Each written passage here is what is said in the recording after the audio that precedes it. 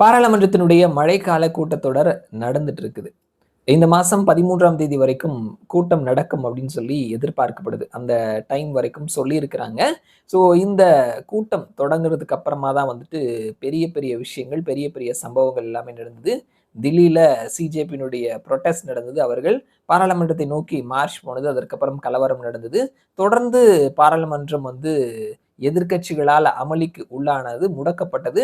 எந்த விதமான பில்ஸுமே இல்லாம தொடர்ச்சியா சில வாரங்கள் பாராளுமன்றம் முடங்கியது அப்படின்றத பார்த்துட்டு இருந்தோம். ஸோ இது எல்லாத்துக்கும் காரணம் நீட்ல ஒரு ரிஃபார்ம் கொண்டு வரணும்.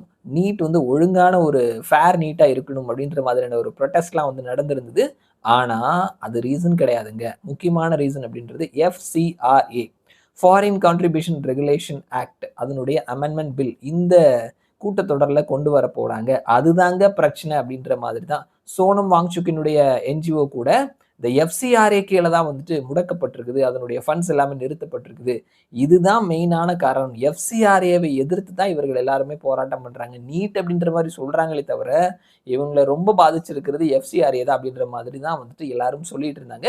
FCRA அமெண்ட்மெண்ட் பில் இந்த வாரம் தாக்கல் செய்யப்படும் அப்படின்னு சொல்லிட்டு போன வாரமே சொல்லியிருந்தாங்க. நேத்திக்கு அந்த மசோதா லோக்சபால தாக்கல் செய்யப்படும் அப்படின்னு சொல்லி அறிவிச்சிருந்தாங்க.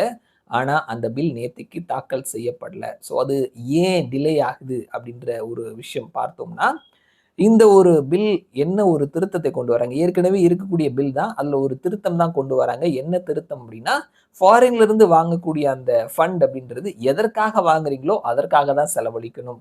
ஸோ ஒரு விஷயத்துக்காக பணத்தை வாங்கிட்டு வேற ஒரு விஷயத்துக்கு செலவழிக்க கூடாது. ஒரு 10 லட்ச ரூபாய் குழந்தைகளினுடைய கல்விக்காக அப்படின்னு சொல்லி வாங்கிட்டு 2 லட்ச ரூபாய் அந்த குழந்தைகளினுடைய கல்விக்காக செலவழிச்சுட்டு மீதி 8 லட்ச ரூபாயை வேற ஏதாவது ஒரு செலவுக்கு செலவழிக்க கூடாது அப்படின்றது தான் இந்த பில் சொல்லக்கூடிய விஷயம். ஸோ என்ன காரணம் அப்படின்னா, பெரும்பான்மையா சொல்லக்கூடியது என்ன அப்படின்னா, கன்வர்ஷன், மதம் மாற்றத்திற்கு இந்த பணம் செலவழிக்கப்படுது. இன்னொன்னு தீவிரவாத செயல்கள், தேசத்துக்கு விரோதமான செயல்கள்ல இந்த பணம் ஃபண்டிங்கா போகுது அப்படின்றது. இந்த 2 விஷயத்தையும் தடுக்கணும் அப்படின்றதுனால தான் எந்த காரணத்துக்காக பணம் வாங்குறீங்களோ அந்த காரணத்துக்காக தான் செலவழிக்கணும் அப்படின்னு சொல்றாங்க. ஸோ இது ஒரு ரீசனா இருக்குது. ஆனா இவர்கள் எல்லாரும் எதிர்க்கக்கூடிய ஒரு விஷயம் என்ன அப்படின்னா, இந்த ஒரு என்ஜிஓ அதனுடைய இந்த மாதிரி சட்டவிரோதமான நடவடிக்கை, சரியான கணக்கு காட்டாதது, இந்த மாதிரி எல்லாம் நடந்ததுன்னா அந்த என்ஜிஓனுடைய லைசன்ஸ் நிரந்தரமாவோ தற்காலிகமாவோ கேன்சல் செய்யப்படுது அப்படின்னா, அந்த என்ஜிஓவினுடைய சொத்துக்கள் எல்லாத்தையுமே மேனேஜ் பண்ணக்கூடிய இடத்துல கவர்மெண்டினுடைய ஆஃபீஸர், கவர்மெண்டினுடைய அரசு அதிகாரி ஒருத்தர் இடம்பெறுவார் அப்படின்னு சொன்ன விஷயம் தான் எல்லாரையுமே அதிர்ச்சிக்கு உள்ளாக்கி இருக்குது. ஸோ அது எப்படிங்க முடியும் அப்படின்ற மாதிரி சொல்றாங்க. நீங்க நாளையோட அந்த என்ஜிஓவினுடைய லைசன்ஸ் முடியுது அப்படின்னு வச்சுக்கோங்க. ஒருவேளை ஒரு நாள் மறந்துட்டா கூட நீங்க கேன்சல் பண்ணிடுவீங்க அப்படின்ற மாதிரி எல்லாம் சொல்றாங்க. ஆனா சட்டப்படி பார்க்கும் பொழுது அந்த மாதிரி எல்லாம் கிடையாது. ஒரு நாள் 2 நாள் தெரியாம மறந்துட்டு போறது, நீங்க வேணும்னே அந்த லைசன்ஸை ரெனியூவல் பண்ணாம விட்டுருவீங்க. கவர்மெண்ட் ஏதாவது ஒரு சாக்கு சொல்லும். இது எல்லாமே அவர்கள் வைக்கக்கூடிய வாதங்கள். ஆனா அந்த மாதிரியான சும்மா ஒரு சில்லி ரீசனுக்காகலாம் லைசன்ஸ் ரெனியூவல் பண்ண முடியாம போறது, பண்ணாம கவர்மெண்ட் இருக்கிறது அதற்கான வாய்ப்புகள் கிடையவே கிடையாது.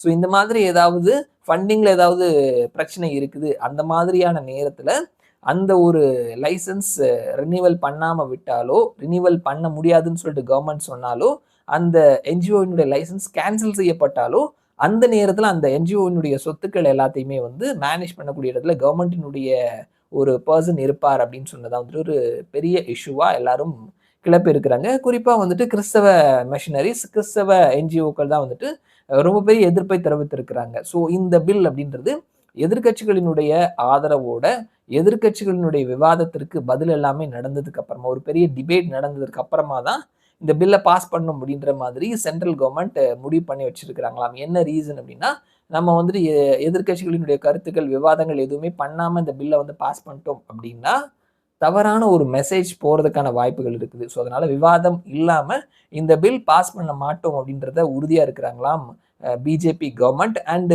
நேத்திக்கு சாயங்காலம் பல கிறிஸ்தவ சபைகளினுடைய தலைவர்கள், குருமார்கள் எல்லாருமே மத்திய உள்துறை அமைச்சர் அமித்ஷாவை சந்தித்து பேசியிருக்கிறாங்க. ஸோ அவர்கள் வைத்த கோரிக்கை என்ன அப்படின்னா, இந்த bill JPC, joint parliamentary committee, இதற்கு அனுப்பி ஸோ அந்த கமிட்டியினுடைய சஜஷன்ஸ் எல்லாத்தையுமே கேட்டு அதற்கு அப்புறமா தான் நிறைவேற்றணும் அப்படின்ற மாதிரி சொல்லியிருக்கிறாங்க. அவர்களும் கூட வந்துட்டு சென்ட்ரல் கவர்மெண்ட்டினுடைய ஒரு பர்சன் ரெனிவல் ஆகாத லைசன்ஸ் கேன்சல் செய்யப்பட்ட அந்த என்ஜிஓக்களை அந்த சொத்துக்களை மேனேஜ் பண்ற இடத்துல கவர்மெண்ட்டினுடைய அந்த பர்சன் வரதை விரும்பல அப்படின்றதான் வந்துட்டு அவர்களும் கூட வந்து சொல்லியிருக்கிறாங்க.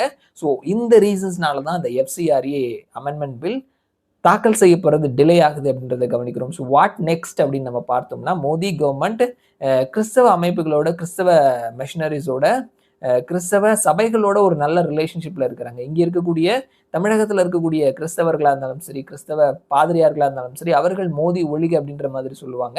ஆனா இந்திய அளவுல கிறிஸ்தவர்கள் பெரும்பாலும் இருக்கக்கூடிய மாநிலங்களையும் சரி, கிறிஸ்தவ சபைகளோட, அது இங்க சவுத்துல இருக்கக்கூடிய சிஎஸ்ஐயா இருந்தாலும் சரி, நார்த்ல இருக்கக்கூடிய சிஎன்ஐயா இருந்தாலும் சரி, ரோமன் கேத்தலிக் சபையா இருந்தாலும் சரி, எல்லா சபைகளோடவும் பிரதமர் மோடி ஒரு நல்ல ரிலேஷன்ஷிப்ல இருக்கிறாரு அப்படின்றது நல்லாவே தெரியும். அது பல சம்பவங்கள், பல கிறிஸ்மஸ்ல, பல நியூ இயர்ல வந்துட்டு அவருடைய அந்த ரிலேஷன்ஷிப் அப்படின்றத வந்து காட்டியிருக்கிறாரு.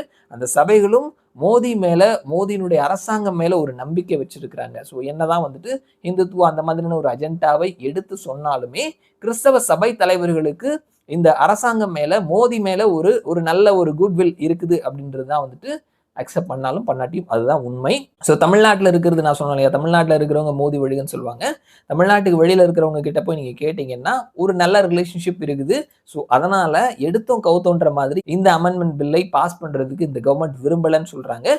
ஸோ எக்ஸ்பெக்டேஷன் என்ன அப்படின்னு பார்த்தோம்னா, இந்த கவர்மெண்ட்டினுடைய ஒரு பர்சன் ரெனிவல் பண்ணாத, ரெனிவல் ஆகாத, ரெனிவல் ஆக முடியாத, லைசன்ஸ் கேன்சல் செய்யப்படக்கூடிய அந்த ஒரு என்ஜிஓனுடைய மேனேஜ்மெண்ட் அந்த லிஸ்ட்ல கவர்மெண்ட்டினுடைய ஒரு பர்சன் வர்றது அப்படின்ற மாதிரியான விஷயங்களை நீக்குவதற்கான வாய்ப்புகள் இருக்குது. ஸோ அவர்களினுடைய ஒப்பீனியன், அவர்கள் என்னென்ன கோரிக்கைகள் வைக்கிறாங்களோ அது எல்லாத்தையும் பார்த்துட்டு தான் இந்த பில் வந்துட்டு பாஸ் பண்ணுவாங்க அப்படின்ற மாதிரி தான் எதிர்பார்க்கப்படுது.